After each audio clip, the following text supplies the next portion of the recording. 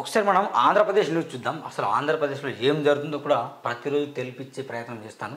క్షణం క్షణం భయం భయం, అధికార పార్టీకి వణికి పుట్టిస్తున్న సీట్, ప్రాథమిక నివేదికలో పలువురు కీలక నేతల ప్రస్తావన, ఎన్నికల అల్లర్లపై తీసుకుపోయే చర్యలు, అరెస్టులపై వారిలో ఆందోళన, కౌంటింగ్ సమయానికి జైల్లో ఉంటే ఎలా అనే టెన్షన్, పాలక వర్గానికి వంతపాడిన పోలీసులను కలవరం, రాష్ట్రంలో ఎన్నికల అల్లర్లపై సీట్ ప్రాథమిక నివేదిక వైసీపీ నేతలను పరుగులు పెట్టేస్తుంది.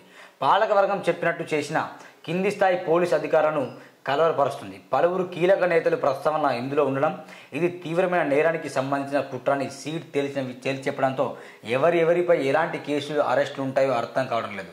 ఈ అల్లర్లకు సంబంధించి ఇప్పటికే కేసులు నమోదయ్యాయని అధికార పార్టీ నేతలు అడుగులకు మడుగులొత్తే కింది స్థాయికి పోలీసులు అధికారులు పసలేనని ఒక వార్త వచ్చింది. మొత్తానికి ఇక ఎన్నికల టైంలో అల్లర్లు బాగా జరిగాయి కాబట్టి అక్కడ మొత్తం కన్ఫ్యూజన్ ఉంది. పల్నాడులో అరాచకానికి పరాకాష్ట, ఈవీఎంలు పగలగొట్టిన ఎమ్మెల్యే పిన్నెల్లి, సోషల్ మీడియాలో వైరల్ అవుతున్న వీడియో. ఇటీవల ముగిసిన పోలింగ్లో అధికార పక్ష నేతల ఆగడాలకు పరాకాష్ట ఈ ఘటన. పల్నాడు జిల్లా మాచర్ల ఎమ్మెల్యే పిన్నెల్లి రామకృష్ణారెడ్డి పోలింగ్ తేదీన స్వయంగా ఓ కేంద్రానికి దూసుకెళ్లి ఈవీఎంను ధ్వంసం చేశారు.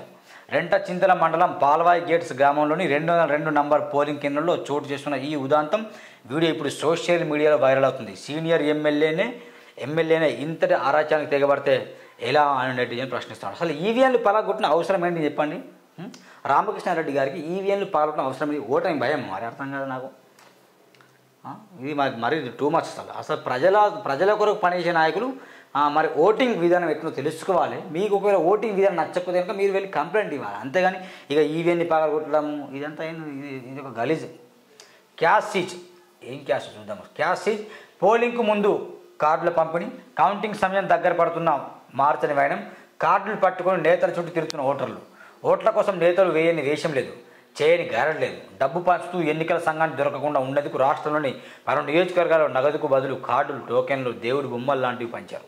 వాటి తర్వాత సొమ్ము చేసుకోవచ్చని నమ్మించి ఓట్లు వేయించున్నారు. ఇంతవరకు బాగుంది, కానీ ఆ కార్డులు ఇప్పుడు మారడం లేదు. కార్డులు తీసుకుని డబ్బులు ఇవ్వలేదంటూ నేతల చుట్టూ ఓటర్లు ప్రదక్షిణలు చేస్తున్నారు. అవసరం తీరిపోయిందని కనుక నేతలు వారిని పట్టించుకునే లేదా అనుమానమే. చూడండి, కార్డులాట, దేవుడి బొమ్మలాట, ఇంకేం ఇచ్చారా, టోకెన్లాట, ఇవి వచ్చి ఇచ్చేట ఓటర్లను మబ్బు పెట్టారు. నా పుస్తకంలో ఎప్పుడు రాశారు, ఓటర్లారా ఓటు వేశాను, ఇంటికి వచ్చాను, తీరా చూశాను, ముక్కలేదు సుక్కలేదు.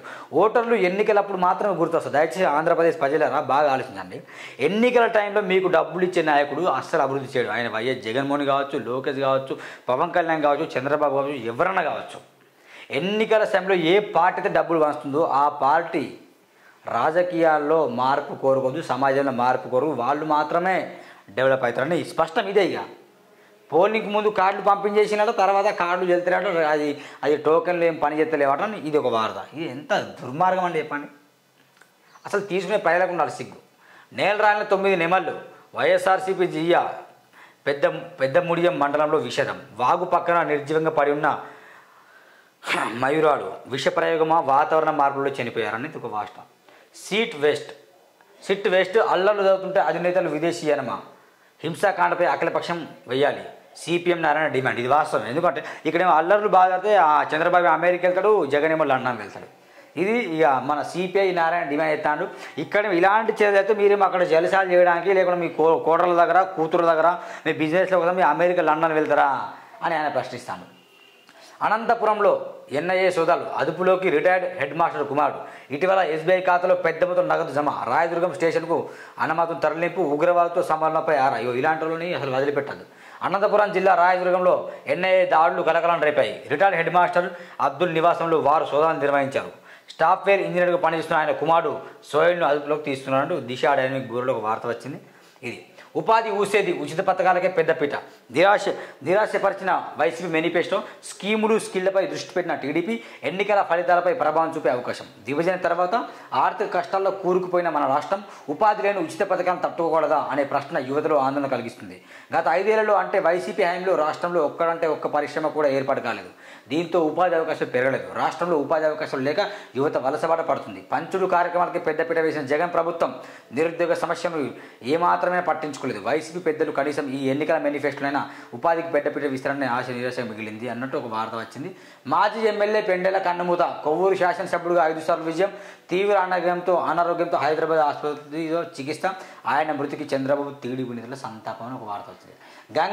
గంగినేని మింగేస్తున్నారు, 22 నుంచి సగానికి తగ్గిస్తున్న విస్తీర్ణం, చిత్తూరు నడిబొడ్డున ఉండడంతో అందరి చూపు కబ్జా వైపే. పట్టించుకున్న అధికారులు కబ్జా కరువులో చెరువట, ఈ చెరువును కూడా మింగేస్తాను చూడండి. జిల్లా కేంద్రమైన చిత్తూరు నడిబొడ్డున ఉన్న గంగినేని చెరువు కబ్జా కరువులో చిక్కుంది. ఈ ప్రాంతంలో ఒక అంకణం స్థలం కొనాలన్న లక్షల్లో మాటే,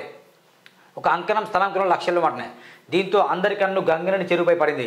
వేలూరు రోడ్లో రిలయన్స్ మార్ట్ ఎదురుగా ఉన్న ఈ చెరువులో ఇప్పటికే ఎవరికి తోచినట్టు వారు చెరువు స్థలాన్ని ఆక్రమించుకుని లోతట్టు ప్రాంతాన్ని పూర్తి చేసి నిర్మాణాలు చేపట్టారు. దుకాణాలు, మెకానిక్ షెడ్లను ఏర్పాటు చేశారు. కళ్ళ ముందే చెరువు కబ్జా గురవుతున్న జలవనరులు రెవెన్యూ అధికారులు పట్టనట్లు వ్యవహరిస్తున్నారు. ఈ చెరువు ఇరిగేషన్ శాఖ పరిధిలో ఉంది. దీని ఆలనా పాలన ఆ శాఖ అధికారులు చూస్తారు. మరి ఈ శాఖ అధికారులు ఏం చేస్తాను? గడ్డి వీక్తానా? ఈ శాఖ అధికారులు ఏం చేస్తున్నారు అంటే ఎవరికి అధికారులకు కావచ్చు, వీళ్ళకి తెలియకుండా జరుగుతుంది. శాఖ అధికారుల పరిధిలో ఉందట, కానీ వీళ్ళంతా కబ్జా చేసినా కూడా అక్కడ షెడ్లు కట్టినప్పుడు సైలెంట్ ఉంటున్నాడు. ఎందుకు? దీని కారణం ఏంటి మరి? అనంతపురంలో ఇక్కడ ఏం జరుగుతుంది? చిత్తూరులో ఏం జరుగుతుంది?